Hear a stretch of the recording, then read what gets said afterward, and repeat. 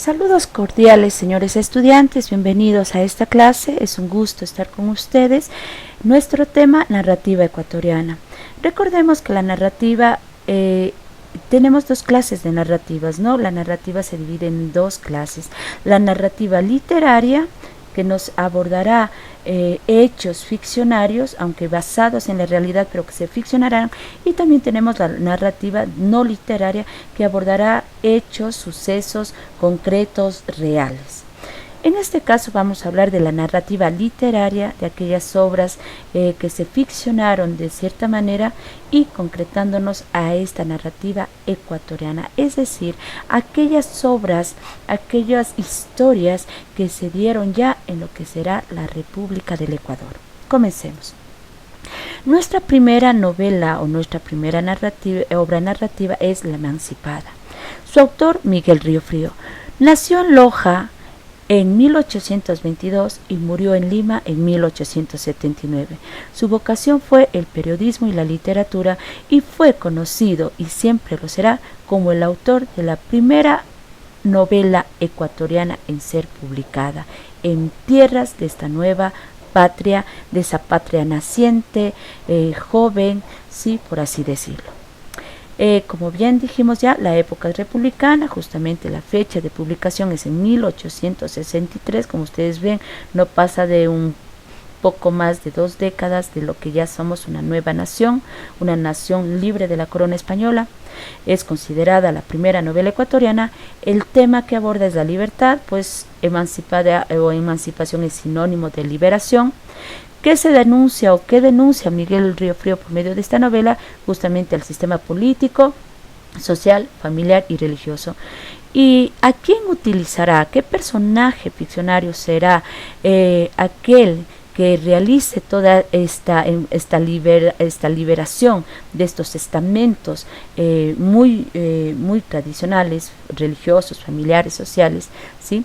Será Rosaura. Rosaura es la protagonista de La Emancipada, una joven muchacha de clase media que por no obedecer a su padre, ya que le estaba obligando a una tradición injusta, incorrecta, inclusive un tanto arcaica, ¿sí? Por no obedecer a esto, será condenada a ser mal vista por la sociedad, a ser mal vista por la iglesia, a ser mal vista por la familia, ¿sí?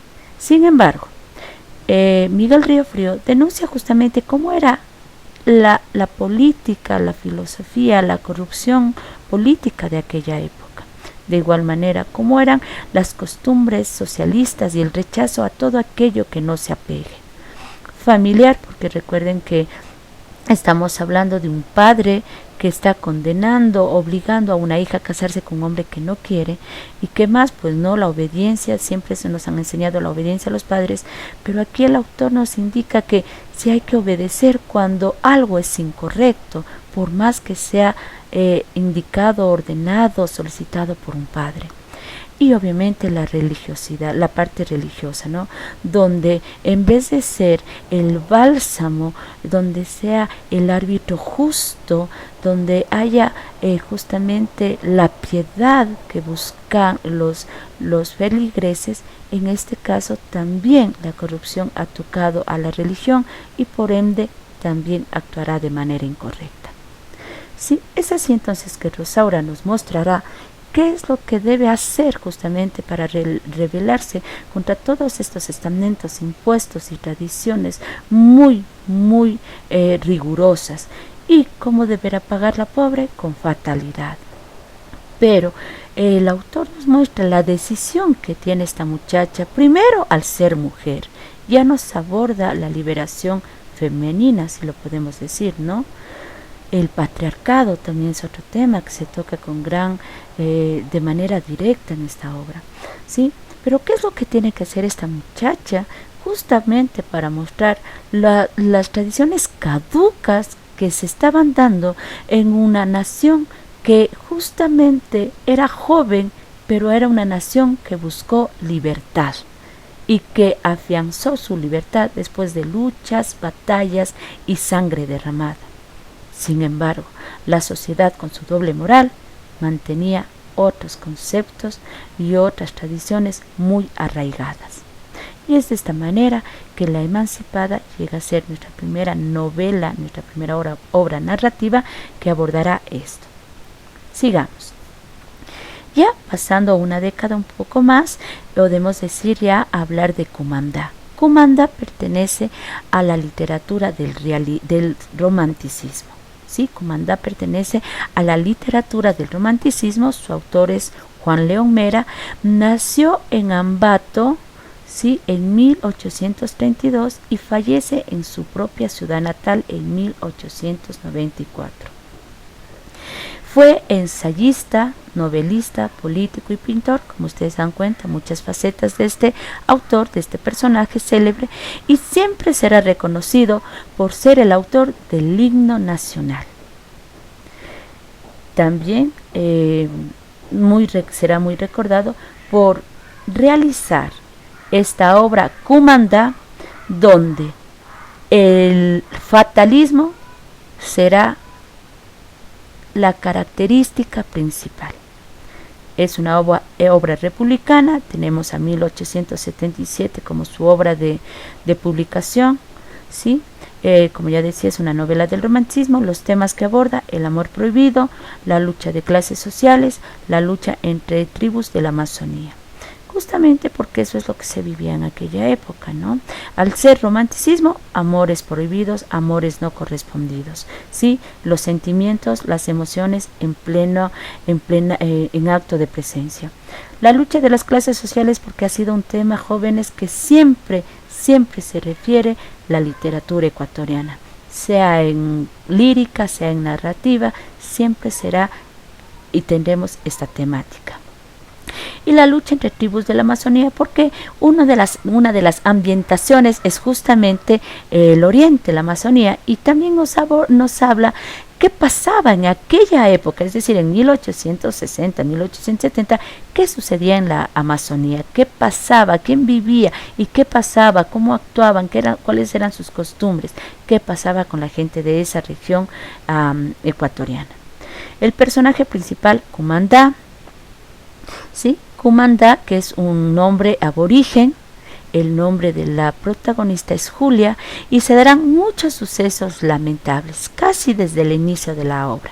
La obra se divide en dos partes. La primera parte aborda justamente la sierra como escenario y lo que sucede. Ahí se darán las clases sociales, el feudalista, el terrateniente, el dueño de la hacienda, luchando y maltratando a sus campesinos, a sus trabajadores, ellos rebelándose, cometiendo actos muy inhumanos, como quemar la casa del hacendado, en el caso del señor Orozco, de secuestrar a su hija pequeña, que será Cumandá, y lamentablemente dar muerte de una manera indirecta a la esposa del señor Orozco al quemarse la casa. El segundo escenario de esta novela justamente será el oriente, como les decía, porque los peones llevan hasta allá a la niña y le abandonan ahí porque no sabían qué hacer con una niña pequeña. Y como es tan tiernita la niña, justamente será adoptada por una de las tribus de ahí y será tomada como hija, aunque su parecer, su tez y demás la delata como un miembro que no nació ni perteneció a las tribus. Sí, ella será tomada como miembro más de la tribu. Julia lamentablemente después volverá a encontrarse con su padre y con su hermano Carlos Orozco sin saber que son familia, y se enamorará de su hermano. Lamentablemente, entre las luchas de las tribus que se daban aquí, entre el trabajo del señor Orozco de evangelizar, porque él trata de justamente ser un misionero después de que pierde su hacienda, es un misionero, y del enamorarse y los conflictos sentimentales que tiene con Carlos, que es su hermano, aunque ella no lo sepa, le llevará a un destino fatal, como toda novela del romanticismo. Destinos fatales, la muerte haciendo presencia regal. De esta manera, Juan León Mera nos presenta la realidad de la sierra, la realidad de la costa, qué pasaba, qué sucedía, un tema muy delicado que ha sido la lucha de las clases sociales y el amor prohibido. el sentimiento expuesto. Y un final trágico, como toda novela del romanticismo. Sigamos, por favor, ya con la obra Las Catilinarias. Las Catilinarias es una obra, un compendio, ya vamos a ver eso, realizado por Juan Montalvo. Juan Montalvo nació en Ambato en 1832 y murió en Francia en 1889. Fue ensayista, novelista y filósofo.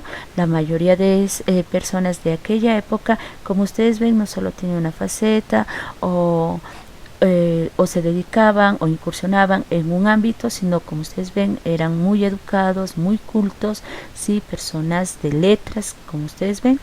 Es reconocido por ser el principal opositor de dos presidentes ecuatorianos, de dos expresidentes ecuatorianos, del expresidente Gabriel García Moreno, a quien le tiraba de un dictador, sí, lo calificaba de un dictador, y también del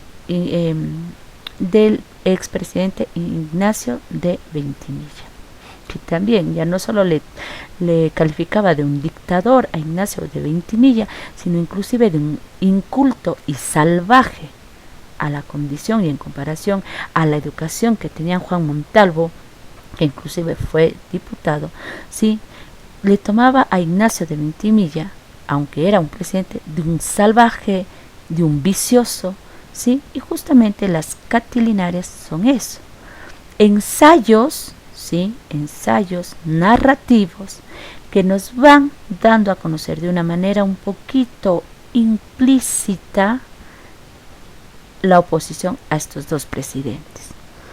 Estos 12 ensayos se van realizando entre los años de 1880 hasta 1882. Es el compendio de 12 ensayos, por eso hay 12 catilinarias, cada una con su tema concreto, ¿sí?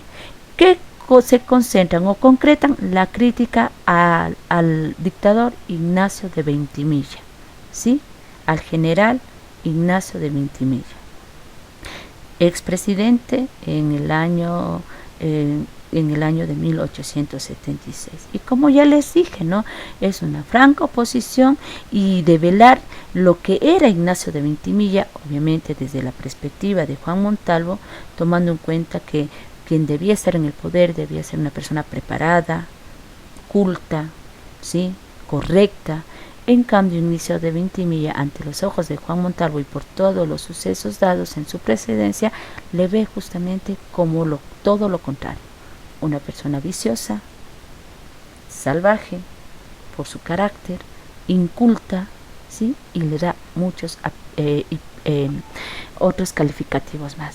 De esta manera, jóvenes, nosotros estamos ya casi llegando al final de lo que será la narrativa de ecuatoriana, la narrativa y obras, como ustedes ven, no solo narrativas sino ensayos, hasta finales del siglo XIX. Nuestra última novela es A la costa. Ustedes tuvieron el placer de leer esta obra, también una obra del realismo ecuatoriano, ¿sí? Su autor es Luis Alfredo Martínez, nació en Ambato y muere en el mismo lugar, nace en 1869 y muere en 1909. Fue escritor, político y pintor, ¿sí? Realiza esta obra, ¿sí? Una obra republicana nuevamente, porque miran las fechas, todas son republicanas, ¿sí? Cada una de ellas concentrándose, centrándose en un tema específico. Como ya dije, es una novela del realismo, pero también es considerada o la nominan, ¿sí? Como novela costumbrista y paisajista. Paisajista, ¿por qué? Porque justamente aborda, ¿sí? Y describe de una manera muy detallada las dos regiones a las cuales ambientará en su obra: la sierra, Quito, y a la costa. Y por eso su nombre, ¿no? A la costa. También nos toca un tema que no les puse ahí, pero que les voy a decir: la migración, ¿sí? Aquí también el tema central es la migración, conflictos de ideologías, conflictos políticos, la corrupción de la corrupción religiosa, el marcado regionalismo, pues si hablamos de sierra y costa siempre va a haber un marcado regionalismo, y también obviamente va a ser detallado esto en su novela A la Costa, mostrando justamente costumbres, formas de ser, de vestir, de hablar, y demás. El personaje principal que nos permitirá todo el viaje por este mundo, sí, por estas dos regiones, por este mundo de costumbres y de paisajes de regiones, es Salvador. Salvador, un joven que pertenece a una familia de clase media alta, digamos, quiteño, sí, y que llevado por un suceso lamentable, el fallecimiento de su padre, tendrá que él asumir el papel del hombre protector del hogar, teniendo a su cargo a su madre y a su hermana.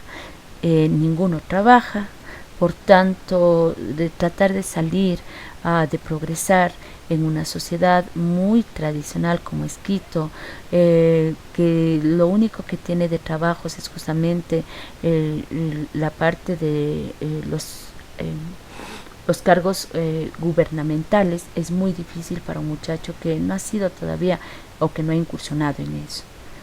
Llevado por muchos otros problemas, tendrá que dejar su lugar natal, que es Quito, para viajar a la costa, donde se dará la segunda parte de esta novela, indicándonos los sucesos, los problemas, los conflictos,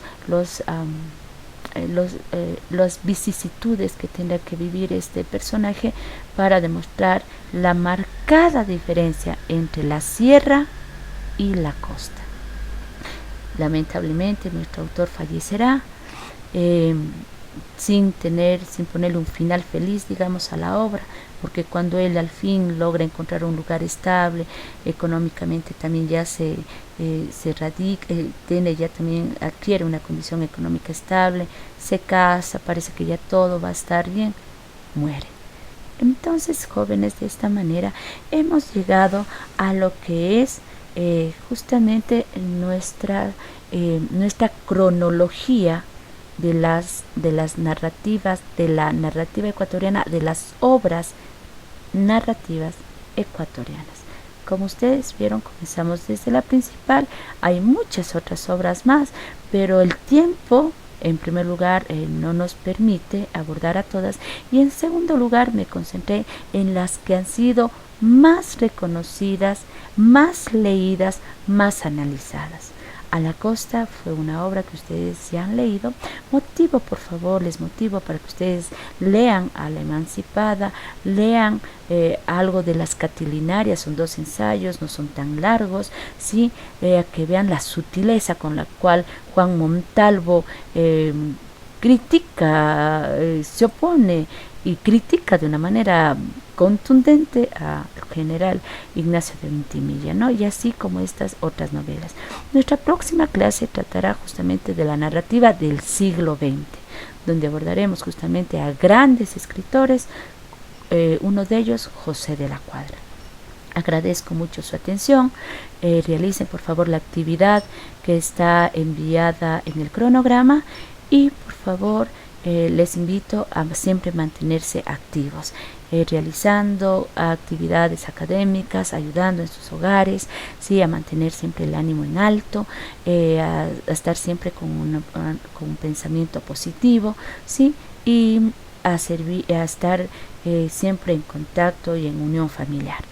Agradezco mucho, deseos por favor de bienestar para ustedes y sus familiares, y con esto me despido. Muchísimas gracias, que pasen bien.